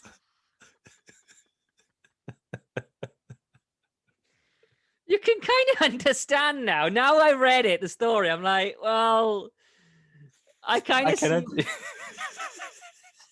Yeah, I can understand why. I can understand why. Chihuahua ran into a sprinkler. Oh no, I'm so bad. I do apologize to the Chihuahua owners out there.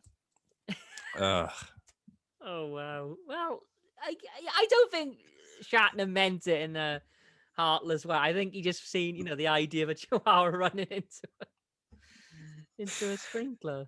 Yeah. Okay. Well, we had it right anyway. That's the main thing. Well, we got it right. That's true. Yes. Sorry. Right then.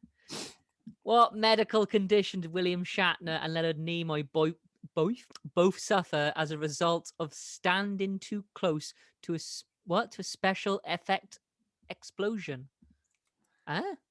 Temporary blindness, second-degree burns, tinnitus, or edema? Is it edema?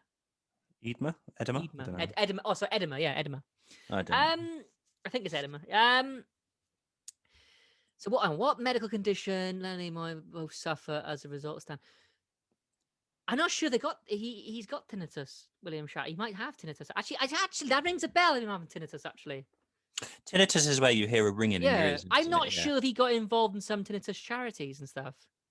Yeah, I mean, an explosion would cause tinnitus. I would have thought being close to an explosion. Yeah, temporary blindness. I don't think because it's temporary blindness a medical condition. Like, obviously, yeah, I understand it's a condition. I understand, but what I mean is, temporary blindness you recover from, and Yeah. is that not just a case of like stubbing your? I know I'm not a medical expert at all, as you can tell, right? But like, surely stubbing your toe, that's not a medical condition. That's just your body reacting, and surely temporary blindness is your eyes shutting down to protect themselves, isn't it? That's what I'm guessing anyway. Also, temporary blindness, does that necessarily mean your eyes are not working? Does that mean that your eyes are sealed shut? Or I don't know. Second degree burns maybe, but then I have no recollection of them having a burn on them. I don't think so. Or I got a feeling of tinnitus. I think it's tinnitus. I mean, I haven't heard of this story, but I think tinnitus. If you'd stood close to an explosion, I'm tinnitus would be the sure most likely. Shatner's involved in tinnitus, like charities. I'm sure there's something to do with that. Yeah. Uh, No, I think tinnitus. Yeah, I Yeah. think he is involved with people. Yeah, with tinnitus charities. I'm sure he is. Nimoy and Shatner both suffered ear damage in the form of tinnitus when a special effects explosion went off too close to them. Shatner actually became a spokesperson for tinnitus and helped others deal with the issue for years. So you were right, yeah. Yeah. I'm you're right. sure. Yeah, I've seen something about that. Awesome. Okay, right. What's this one now? Who played Captain Janeway for 2 years before quitting? So, Genevieve, was it? Genevieve Bajoled, Suzanne Summers, Terry Garr, Jessica Lang. I actually don't know. I do think I know. Oh yeah. I think it's Genevieve Bajoled, just because I think I've seen this in interviews and yeah. I do recognize this picture though. I've definitely come across this before. I think Jessica Lang actually was considered for Janeway as well, actually. Right. But then obviously it went to Genevieve Bajoled, and then she quit, and then obviously then it went to Kate Mulgrew. Yeah. Yeah. Did you go for her? Yay. Yeah. Genevieve Bujold was cast in 1994 as Captain Nicole Janeway. The character name was changed to Catherine after Bujold quit within 2 days, citing the demand production schedule as the reason. Oh. Fair enough. Yeah. What piece of sci-fi technology was actually really helpful to the budget of the original series?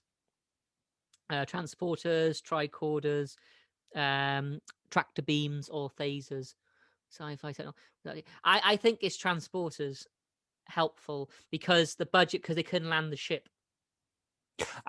Yes. And that's why they came up with transporters. They're like, okay, so they can't land the ship. Let's beam them down to the soil. Then I think that's what the idea was. Yeah. I mean, that makes sense actually. Yeah. Transporters. Yeah. I think so. Yeah. Transporters aren't just a very cool idea. They were a practical tool for the production staff. The budget would have been strained if they had to keep using effects shots of shuttles landing on alien planets, but the transporter made moving around much easier. There we go.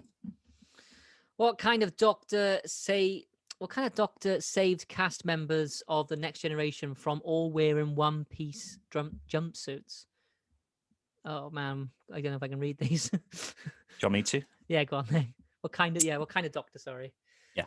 Chiropractor, dermatologist, I don't know how to say that one. Kinesiologist. That's the one I couldn't read. Or a cardiologist. Yeah. Well, cardiologist is for your heart, I think. Yeah. Dermatologist is for your skin. Yeah, of course it is. Dermatology, any of that, yeah. So chiropractor is your bones and muscles and stuff. So what was it? Wearing one-piece jump. I don't know what a kinesiologist would be.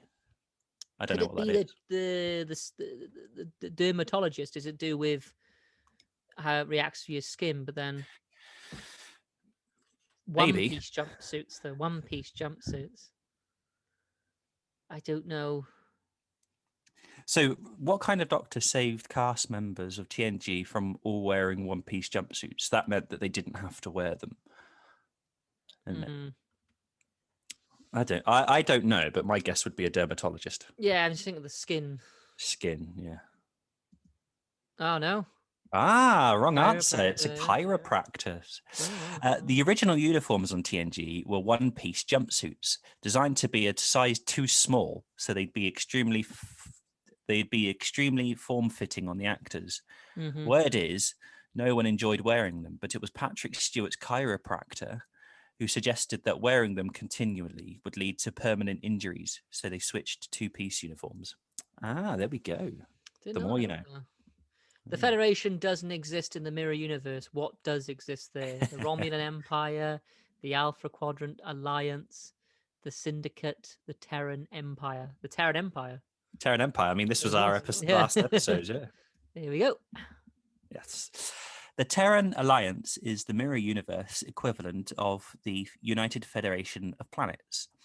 They represent the opposition to the Federation ideals and are rather xenophobic and warlike. They also seem to love goatees. Yeah.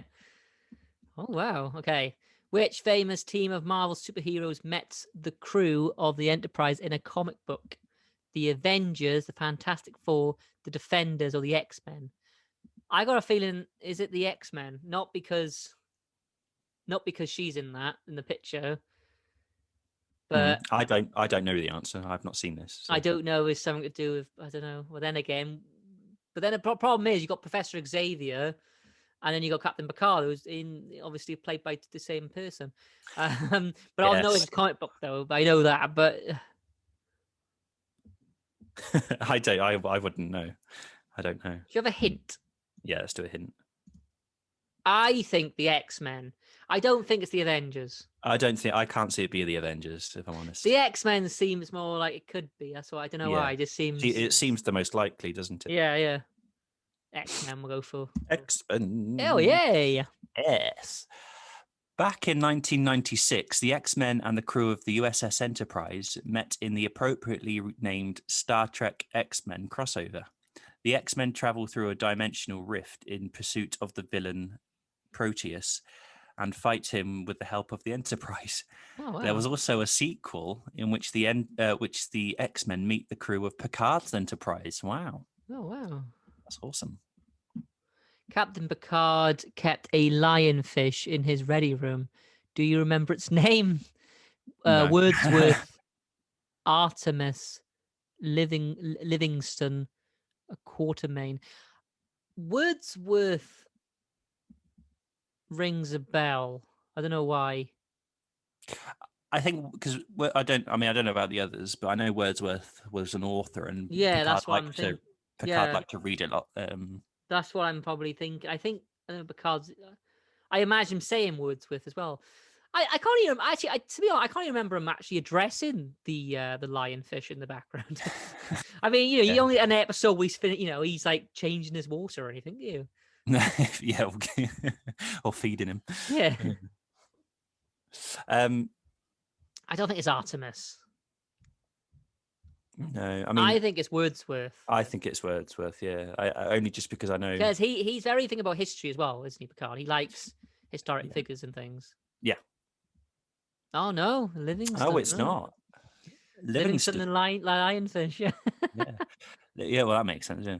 Livingston the lionfish was part of the background of Picard's ready room for pretty much the entire duration of the show. When Edward Jellicoe took command of the Enterprise, he ordered Livingston removed. Oh, I don't remember him even mentioning his name. No, I don't. Name the red shirt from the original series who actually appears in more episodes than Chekhov or Sulu. Nurse Chapel, Ensign Crusher, Lieutenant Leslie, Lieutenant Barclay. Is it red shirt? Well, Nurse Chapel wore blue, so I can't think. Yeah. Ensign Crusher would have been Wesley. Yeah. And but- he wore like that grey one, didn't he? Yeah, that jumper thing. But also it says from the original series. Oh yeah, sorry, yeah. Ooh. Um, Yeah, Barclay wore gold and wasn't in the original series. no, exactly. I was thinking of him as well. I think it's Lieutenant Leslie then. Yeah. That's all I can think of. Yeah. Yes. Actor Eddie Paskey played Lieutenant Leslie. He managed to appear in 57 episodes of the original series and was named Connor in one and just called crewman in the other. He was a security officer, a helmsman, and an engineer. He even died in an episode, but was back in the next episode with no explanation. Was he the British one? There was a British one. Is that him? Is he Leslie? There is like a British one, isn't it? I don't know if that's him or not. Maybe. Because I remember talking about that in university with my Viva thingy. Ah, right. In an early, I keep doing that. In an early draft of Star Trek: The Motion Picture, who was Kirk going to fight on the bridge of the Enterprise? Abe Lincoln, Jesus, Spock, or his father? I don't think it's Abe Lincoln. Really? See, that's the one I would have thought. It would have Really? been. Yeah. Ooh. I didn't know if it was going to be his. Was it going to be his Or his- father and be like a time thing? Maybe actually, yeah. His father sounds because doesn't he have in the J.J. Abrams films? Doesn't he have a thing with his father where he's got Yeah, there's more about his father being in. Because the idea is obviously his father dies, isn't it? Is that right? Because that's the start. It is. 'Cause that's what creates the paradox, isn't it? That's what it's supposed to be. Because the Romulan thing, the drill thing.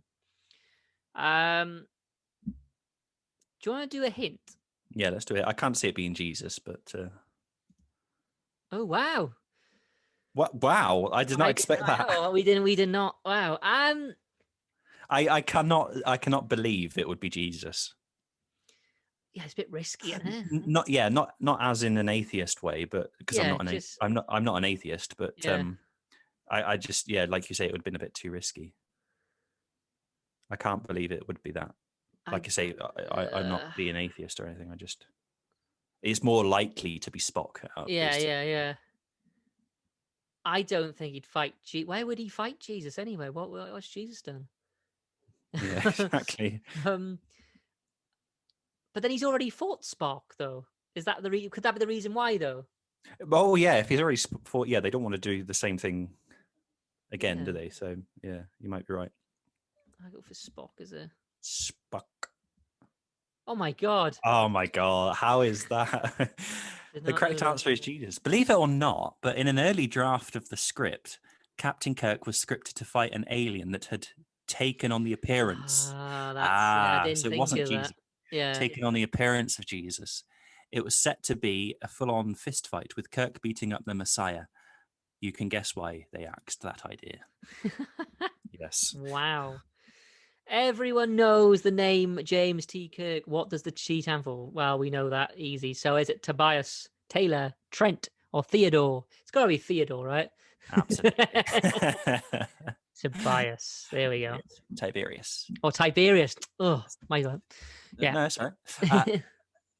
James Tiberius Kirk was presumably named in honor of the second Roman emperor who took over from Augustus. The 2009 movie states that Tiberius came from Kirk's paternal grandfather, but you probably got it from the emperor. Mm-hmm.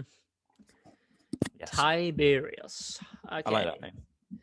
Right, That's the last right question. then. So your score 73%.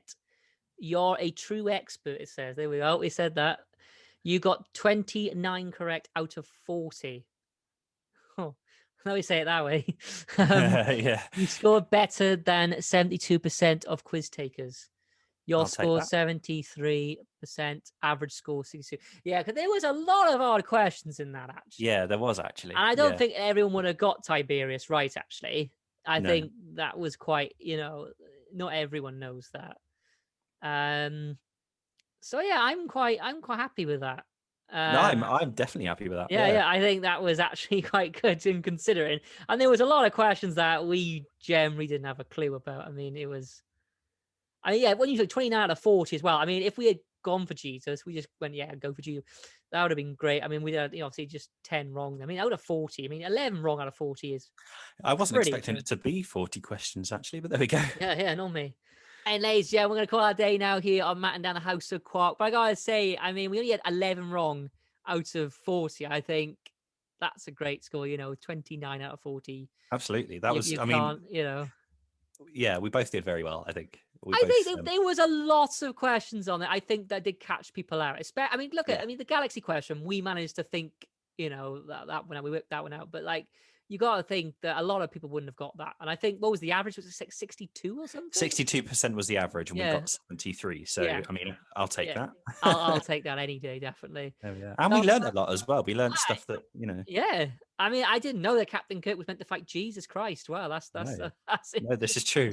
Or that William Shatner laughed at the dog being killed by a sprinkler. Oh dear. All right, if you do have any other quizzes that you think me and Dan should check out, please let us know. We can try and test our knowledge. Yeah, on I'm those up for doing another one. Definitely, yeah, I really enjoyed that. Right, and so thank you for all of us, for all of you, of course, who've been watching us on our Facebook group at M&DHQ, or on our YouTube channel, or listening to us, of course, on Spotify, Google Podcasts, Apple Podcasts, Radio Public, Anchor, Breaker, and of course, there is more. Just can't get it going. There you should know off by heart by now. Overcasts and Pocket Casts as well. I know episode 21. You'd think I know what I'm doing by now. Wherever you're listening from or watch from, thank you. Have a good day. And remember, as we always say, live long and prosper.